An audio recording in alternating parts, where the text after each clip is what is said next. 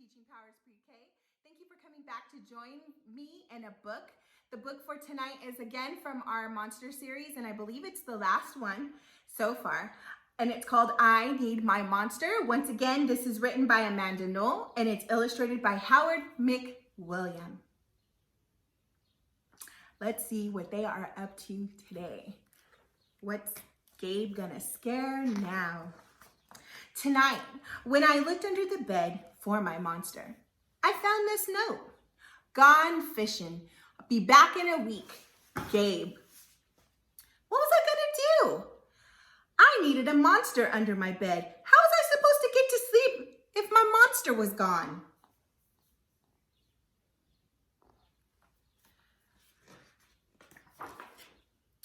I tried to sleep, but it wasn't the same without Gabe. I missed his ragged breath, his nose whistling, the scratching of his uncut claws. How would I ever get to sleep without Gabe's familiar, scary noises and spooky green ooze? It was of no use. Gabe would be gone for a week, and I just had to have a monster. I climbed quietly out of bed so my parents wouldn't hear me. Grown-ups have some strange ideas about what monsters do under beds. I knocked on the floorboards, and then I scrambled back under the covers, and I waited nervously. Would a new monster appear? What would it be like? Would he be snorting? Would he be cheerful, just like Gabe?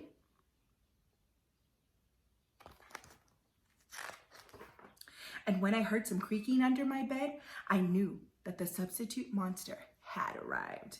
"Good evening," said a low, breathy voice. "My name is Herbert, and I will be your monster for the evening." Herbert? What kind of name is that for a monster? You don't sound scary at all. Have you ever scared a kid before? Well, no. I've read all the books about the topic, though.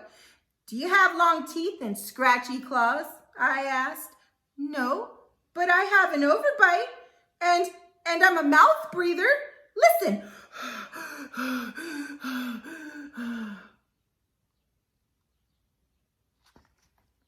Herbert's panting was kind of scary, but it wasn't scary enough for me.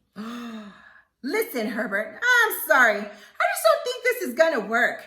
It's nothing personal, but, I really need a monster with some claws. Picky, Herbert complained. As you wish, I shall go. There was some creaking, and then I knew that Herbert was gone. Some scratching warned me that a second monster had appeared. "Good evening," he said in a high, silky voice. "My name is Ralph. I understand you need a monster with some claws. If you would please just lean over a bit. I will hold out an arm for inspection." I crouched on the edge of the bed, hoping to see a horrible, shaggy arm with big, sharp, ragged nails. Instead, I was surprised to see sleeky brushed fur with smooth, shiny claws. "Excuse me, I don't mean to be rude," I asked, "but is that nail polish on your claws?" "Why, yes, it is," Ralph said. "I believe professional monsters should always be well groomed." I could tell that this was not going to work either. "I'm sorry to disappoint you, Ralph, but I need a monster with some scary claws, like Gabe's," I thought. And then I heard something scratching, and I knew that Ralph had gone too. A minute later, I heard a third voice from under the bed. Rasped, "Check out the kid's claws." I gathered my courage, and I peered over the edge, and the claws were impressive. Jagged and dark and razor sharp. So far, so good, and I was a little nervous.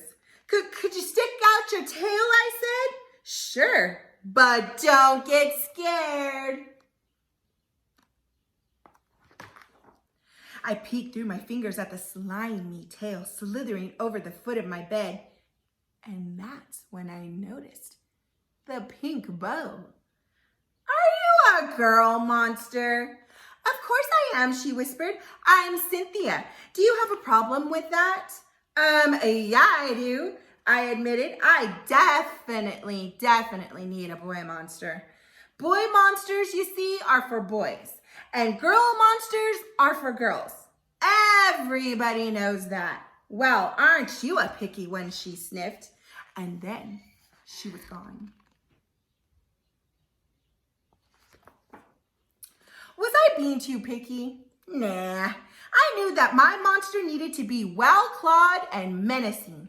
The whole point of having a monster, after all, was to keep me in bed, imagining all that scary stuff that could happen, if I got out.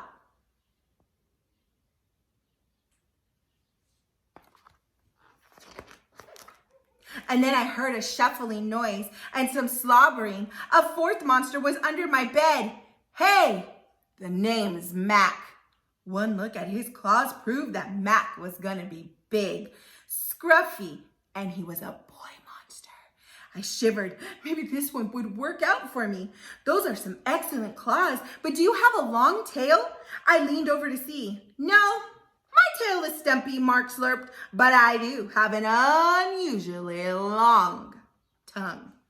Well, why would I be afraid of your tongue? I asked.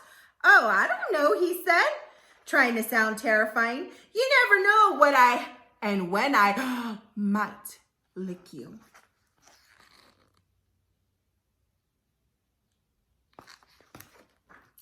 Well, if you're not even going to try to work with me, Mark whined. I held in my giggles. I really don't think you should send me away, he warned. Kids who reject 5 monsters in one night. I did not reject 5 monsters in one night, I interrupted. My regular monster has gone fishing. Fishing, eh? Maybe he just left because you're so picky. Fine, I'm out of here, but I wouldn't expect any other monster to come tonight if I were you. Was I ever going to sleep without my monster? I was surprised to hear more creaking under the bed, loud creaking with screaming. I thought no more monsters were gonna come tonight, I said. Sorry I'm late, kid. Whew, it was Gabe. I thought I would enjoy fishing, but I didn't, he explained. Those fish, they scare too easily, and it's not a challenge at all. You, however, are challenging, my friend. You're almost too old to be afraid of monsters. You keep me on my toes. Toes, a delicious snack. The bed quivered as Gabe's stomach rumbled with hunger. Now, if you don't mind, I'd like to start the evening with an ominous puddle of green ooze. I peeked over the edge of the bed, and the green ooze spread soundlessly from underneath.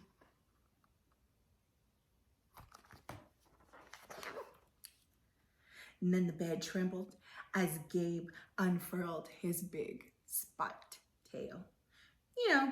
Never know where he might pop up. So I shivered.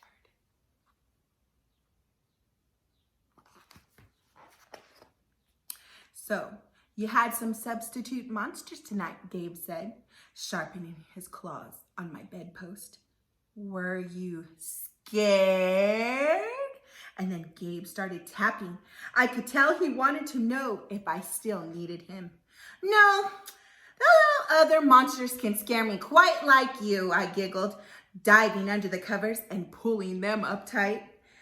Through the blanket, I heard Gabe's soft, comforting snorts. Ha! I knew it. We're made for each other, he growled.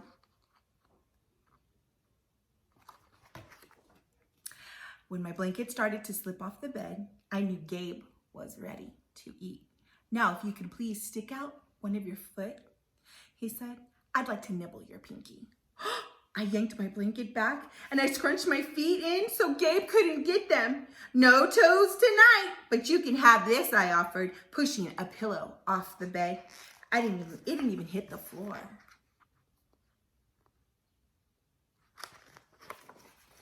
Gabe was back. The coast was perfect. The ooze was perfect. Everything was back to normal. I shivered again, and before you knew it, I was asleep in no time. The end. Well, that's it so far for our monster series. I hope that you enjoyed reading about Gabe. And tune in again for another story. We'll see you soon. Bye.